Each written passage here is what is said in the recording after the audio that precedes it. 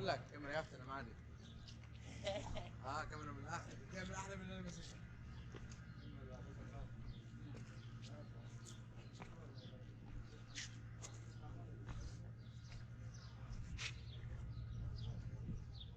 So she decided not to come because she's tired, or? She's kind of, she's not up.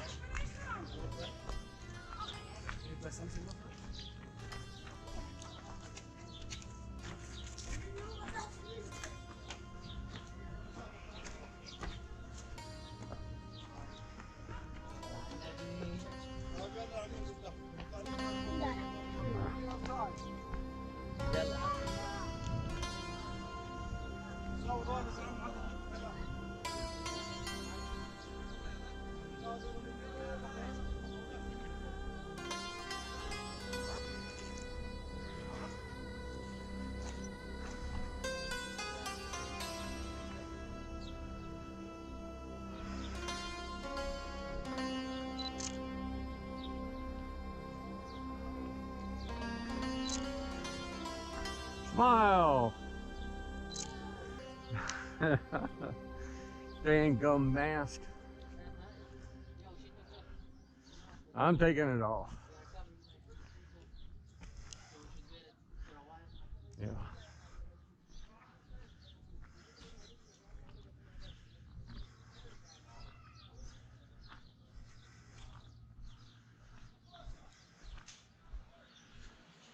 Please. All right.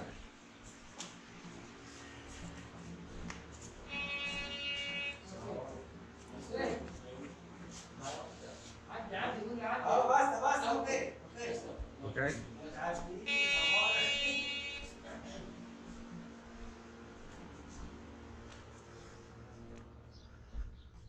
Now, is this laid out about the same as the others? Actually, the design, is similar. So, let me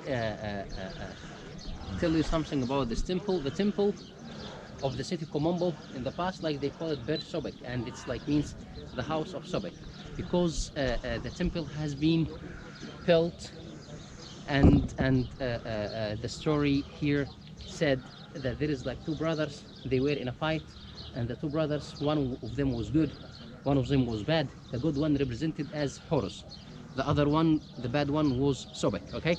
So the good brother didn't like to stay with his brother in the same place, and he left the city, and he took all of the people of the city with him. Oh, okay. Sobek, because he was alone, he asked the goddess, please recreate or bring me back the dead people to the life, so we can grow the fields and we can make like crops. So they brought him the dead people back, but when he found that the dead people came back, he started to grow the fields, but he did get only gold from the crops. When he grow wheat or corn or sugarcane, he getting only just the gold. He can't eat gold. So he asked the goddess, please, I need my brother and the followers of my brothers, because they will help me to have a normal crops. I can't eat just gold. So when they came back to make them to make this story living or last forever, so they make a temple sharing between two goddesses. This side is for Sobek, the crocodile, the bad brother. This side is for Horus, the good brother. Okay. Sobek, he was a holy god and has been mummified and buried in the area around here, and the museum is close by. We will see it at the end. The question is, why the crocodile is a holy god? Because they believed as pharaohs, if you love something and you find it's very useful, like the cow getting the milk and the cheese, and it's like representing the mother, so they make it as a god. If you hate something and it's dangerous and you are afraid from this animal, make it as a god. Oh, okay. So they make the Sobek as a god because he was like can catch or killing people in the Nile.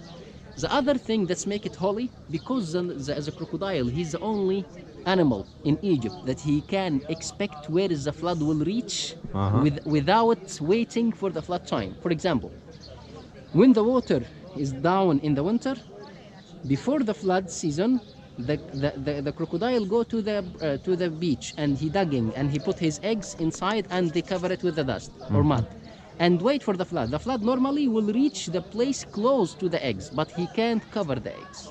So he know exactly where is the water will reach without to expect or without to wait for the flood time. That means he's a holy God. He have like a sense that he knows something that no one know. Okay. That was why he was a holy God.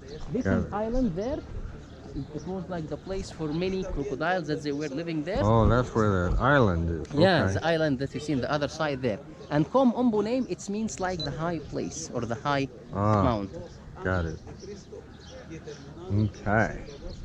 So let me show you the crocodile family, Solbec family. Here you can see the god Solbec, his wife Hathor, we can know her by this title, and also the moon, so the father, the wife, the son. Got it. Here we can see the dovetail with the wooden part. You see, I did show you the dovetail before in Karnak temple. Oh, yeah, Here yeah. we see the wooden thing is already exist.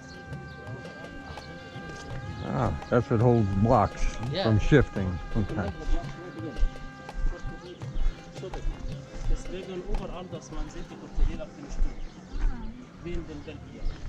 Überall das weiter, ich zeige Ihnen natürlich die größte Bilder von Gott zurück als Krokodil, aber hier bei dem Eingang das überall. Muss man verstehen, die Timmerarbeit ist sehr groß. Okay. Here we are going to see something interesting. If you look, you can see how beautiful was the temple. The temple was colorful and the place was very nice. But half of the temple was covered by the mud, by the Nile, and the top blocks or the top parts has been cutted and taken to build the foundation of the fabrics or for the factories of the sugarcane in the early 19th century. So people cutted most of the blocks that you see around that's like missing. Really? Yeah, has been taken and used as a foundation for the new factories for the sugarcane in the early 19th century. The other parts, they still stand because they were covered under the mud. So you can see it's like dark, while the top is not dark.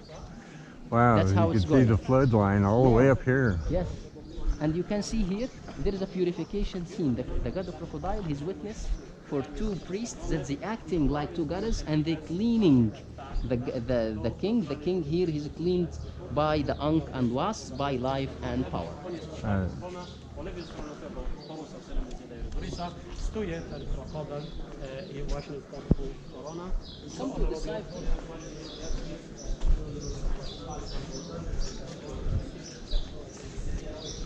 Wow. Look.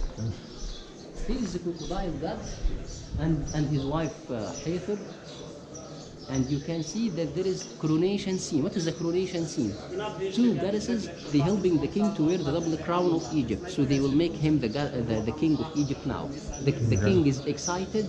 You see his hands, how he's excited, and he's smiling at the same time.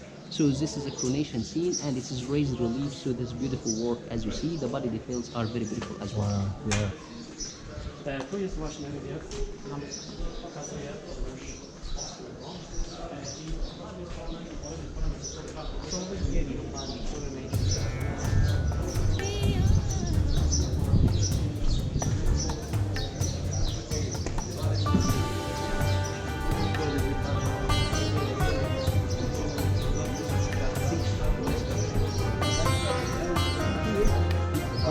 A very beautiful scene of the raised relief and beautiful work. You can see here the king is in the middle and he's holding the rolling symbol. Behind him a goddess and a god called a ibis bird. The lion, female lion, she's giving him the ankh. And there is the little Horus, the son of Horus, and Horus himself. So all of them in one scene and all of them supporting the king. So this is one of the unique scenes here in this temple. So all of these goddesses surrounding the king, supporting him and giving him the power to be the king.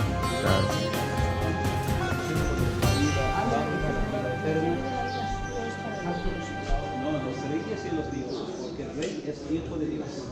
El rey representa hijo de Dios. Por eso él también puede tener la llave de la vida. Sorry, I had to get that shot. Here you can see like the king is offering like some goods for the three holy goddess Horus, Solbec, and the wife Hathor. And here we see a missing part from the wall, but we still able to see how beautiful is the fingers. You see how the beautiful details of the fingers here. Look at that. Yeah, and you can see here's a sandal of the king. So the king only the one that he wearing a sandal, but the others they don't wear anything in their feet, so they have naked feet. Got it.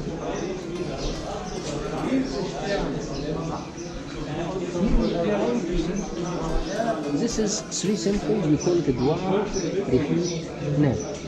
Dua it means worshipping, rekhit is a folk, and neb it means all. So all the folks worshipping whom? There is nothing written here.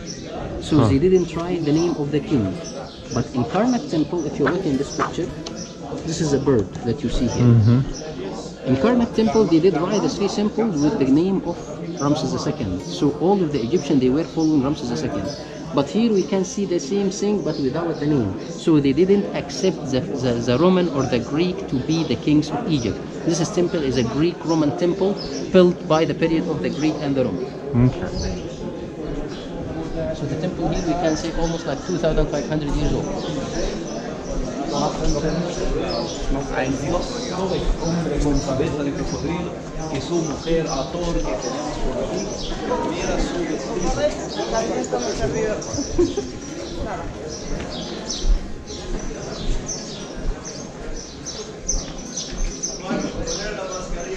Here we are going to see another purification scene. It's raised belief as you see, and the king is purified by the Ankh and Bas. And you can see the face of Ibis and the face of Horus. We think that they are two priests and they are acting like the goddess. Wow. So this is a Greek and Roman temple. The same era of Edfu temple. The same era of Edfu temple. Okay. Here we are going to see two goddesses, one wearing the northern crown and one is wearing the southern crown. Both of them helping the king to wear the crown, the double crown. Both of them are smiley faces. You see, the faces of all of them are smiley faces. You see the details of the body as well as are beautiful. Here we will see something. Family. Yeah, apart from en el medio, luego los dioses en el otro lado que están con su mujer también está preciosa. Ahí es Horus.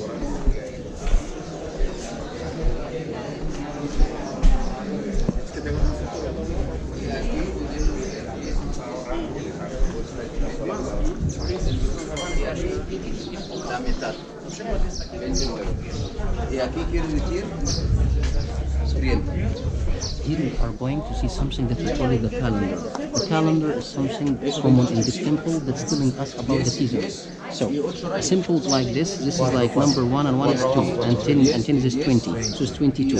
Here is 23, 23, 24, 25. 26, 27, 28, 29, this is like 30. So this is a calendar to telling us about the three seasons, a season for the flood, a season for the harvest, and a season for one for the flood, one for the planting, one for the harvesting. You can see three of them here, 1, 2, 3. Okay. So these three lines are representing what? Representing the three seasons, flooding, planting, and harvesting. Here you can see this is simple for a day. This is a simple for a day.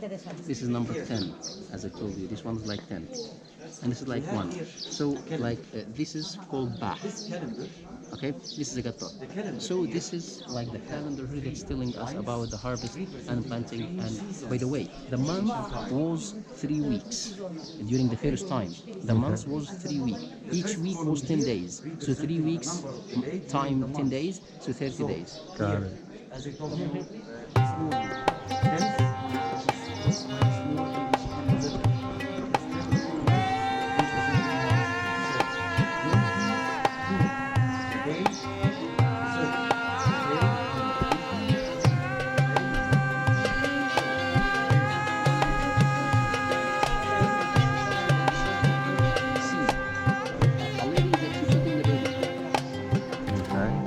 She's putting a baby, upside down baby.